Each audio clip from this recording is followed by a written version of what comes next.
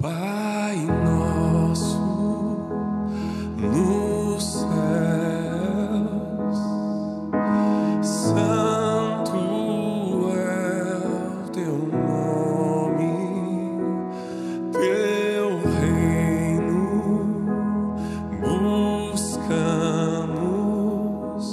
tua vontade seja feita na terra como é no céu.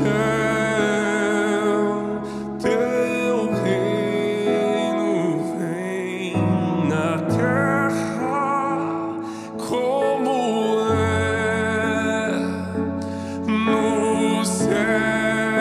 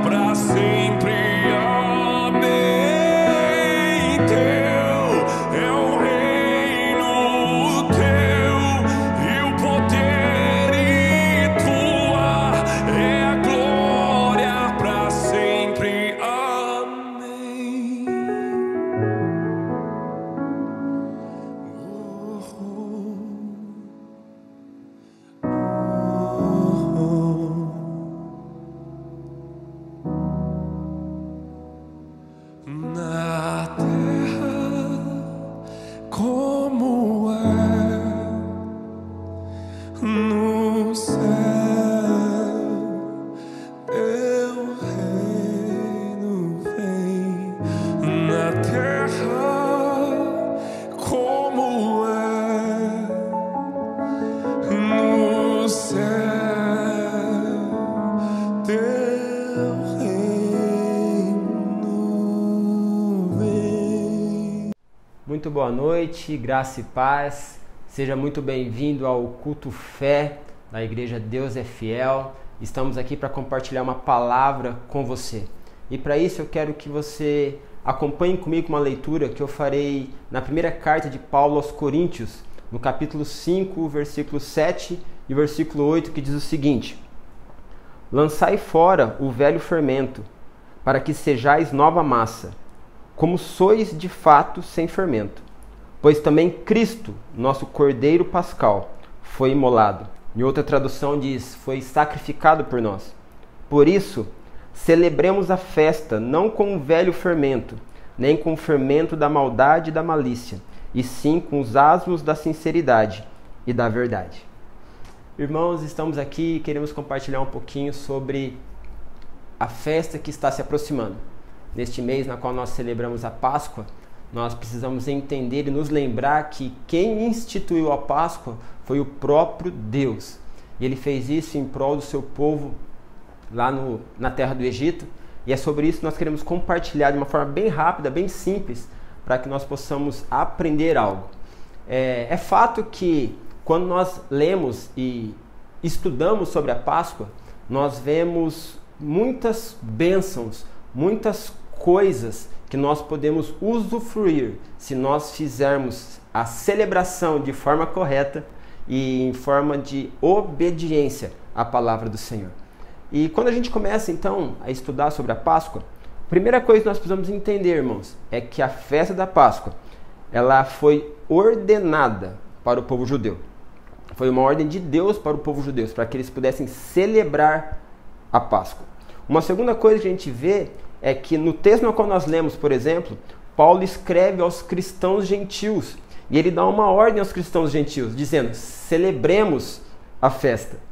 É engraçado que, como eu disse, Deus instituiu a Páscoa para os judeus. E agora, no Novo Testamento, o apóstolo Paulo orienta os cristãos gentios a celebrarem a Páscoa também. E é óbvio que o significado desse celebrar a Páscoa, para nós hoje, não está falando no sentido literal, não está falando nos mesmos moldes que tinham que ser feitos no Antigo Testamento. Nós precisamos fazer isso de uma forma espiritual. Tanto é que o mesmo apóstolo Paulo, ele declara dizendo que Cristo, a nossa Páscoa, foi sacrificado por nós. Então nós precisamos entender isso. Mas o que é a Páscoa? Então a Páscoa, na verdade, é uma comemoração, é uma celebração, é uma festa da saída do Egito, do povo hebreu que estava sendo escravizado há mais de 400 anos. O povo estava na terra do Egito, sendo escravizado por Faraó, e quando Deus então fala que vai tirar o povo da terra do Egito, colocá-los em liberdade, Deus institui a Páscoa. E em 1 Coríntios, no texto no qual nós lemos 5:7, o apóstolo Paulo faz uma comparação, na verdade, entre o sacrifício feito na Páscoa dos judeus e o que Cristo fez por nós na Nova Aliança.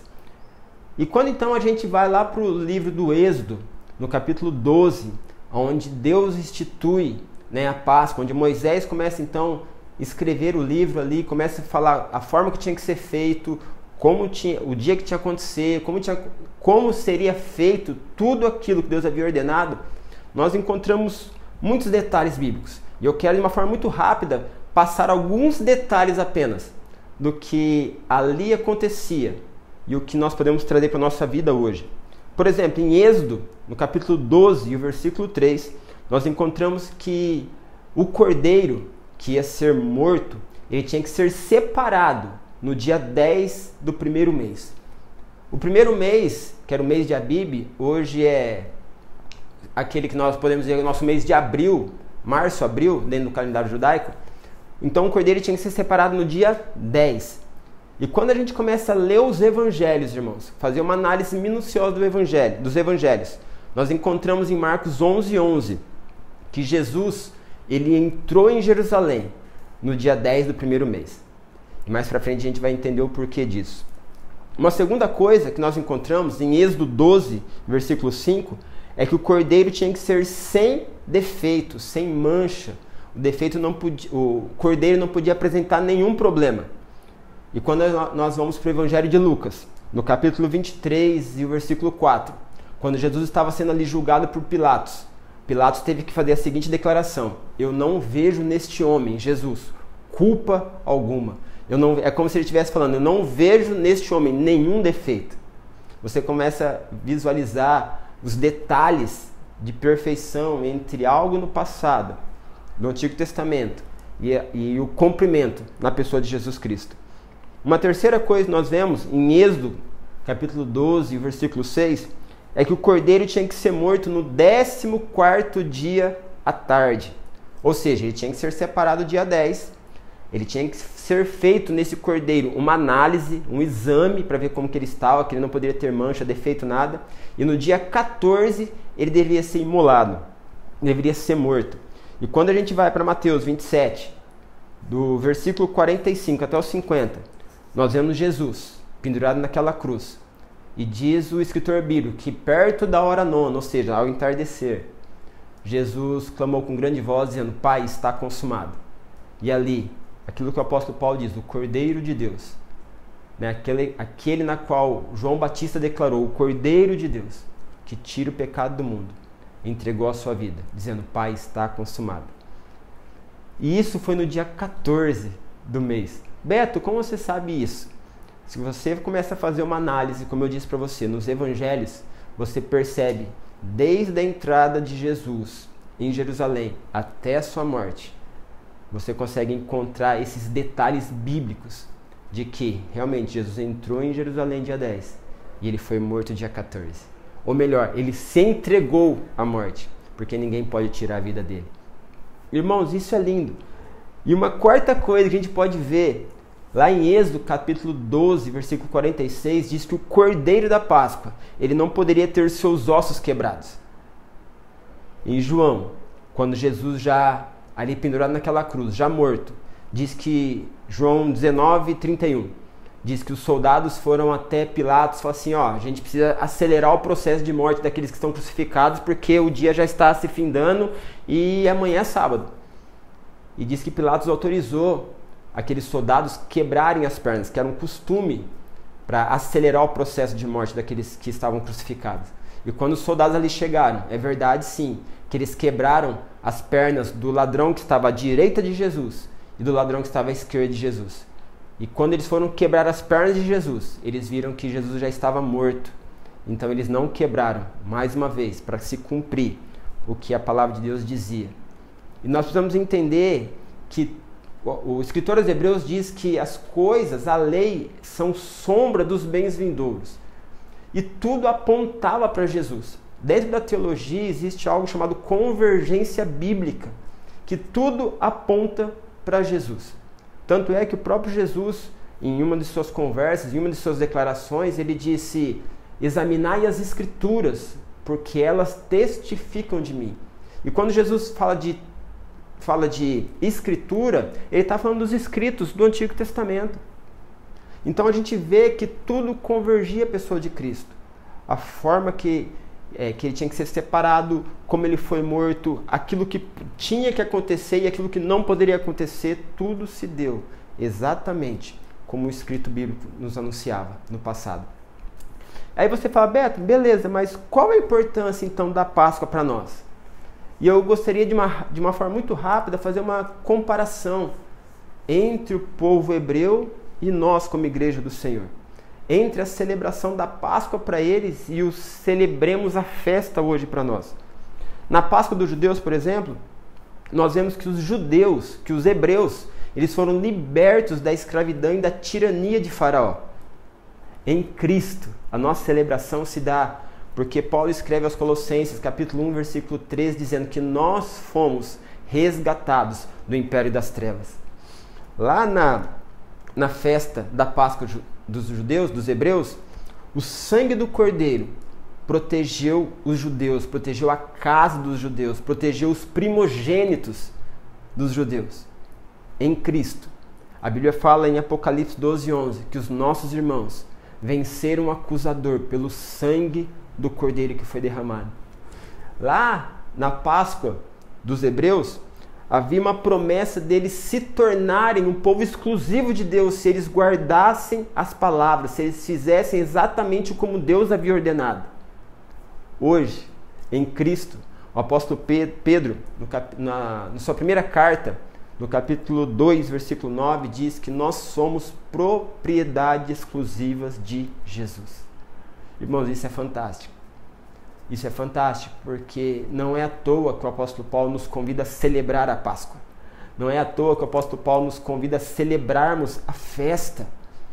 Por quê? Porque nós precisamos entender que nós éramos escravos, mas nós fomos libertos. Nós precisamos entender que antes nós vivíamos sem proteção nenhuma. Hoje nós somos protegidos pelo sangue do Cordeiro. Nós precisamos entender que nós não éramos povo, mas Jesus declarou com seus lábios dizendo, antes vocês não eram povo, mas agora vocês são povo. Vocês não eram ovelhas desse pasto, desse rebanho, mas agora vocês são ovelhas. E não foram vocês que me escolheram, mas fui eu que escolhi vocês. E vos nomeei para que vades e dei frutos. Irmãos, isso é maravilhoso. Isso é gratificante. Então, o meu conselho para você é o mesmo do apóstolo Paulo. Enquanto o apóstolo Paulo convidava os cristãos, os gentios cristãos, a celebrarem a Páscoa, e esse convite se estendeu até nós nos dias atuais, eu quero estender esse convite a você também que nos assiste nessa noite. E dizer, ei, celebremos a festa. Não como ele nos ensina na sua palavra, no versículo na qual nós lemos. Não com fermento, o velho fermento. Não com o fermento da maldade e da malícia, que significa pecado, que significa impureza. Mas com os asmos da sinceridade. Ou seja, em santidade, em pureza de coração. Aí você deve estar se perguntando, Beto, mas será que isso pode realmente se dar sobre a minha vida? Irmãos, Deus havia feito uma promessa sobre o povo judeu, dizendo que se eles guardassem os mandamentos, se eles fossem fiéis ao Senhor, eles teriam proteção divina, eles teriam prosperidade divina, eles teriam saúde divina, tudo isso em obediência à palavra. E o escritor aos Hebreus diz que se o povo judeu estava numa inferior aliança, eles foram presenteados, eles foram galardoados por Deus pela sua obediência. Quanto mais nós, que estamos numa nova aliança, tendo por fiador Jesus Cristo, o nosso Senhor. Por isso, nesta noite, o meu conselho e o meu convite para você, celebre a festa. Celebre a Páscoa. Mas não com chocolate ou com coelhinhos. Mas celebre a Páscoa com o Cordeiro de Deus, que tira o pecado do mundo. Que Deus abençoe você, que Deus abençoe a sua casa e que assim como Deus foi com o povo hebreu ali na terra do Egito, os protegendo, os livrando, os libertando, Ele também venha com poder e graça sobre a sua vida, sobre a sua casa, concedendo livramento e bênção sem medida sobre a sua vida. Em nome de Jesus, Deus abençoe. Graça e paz.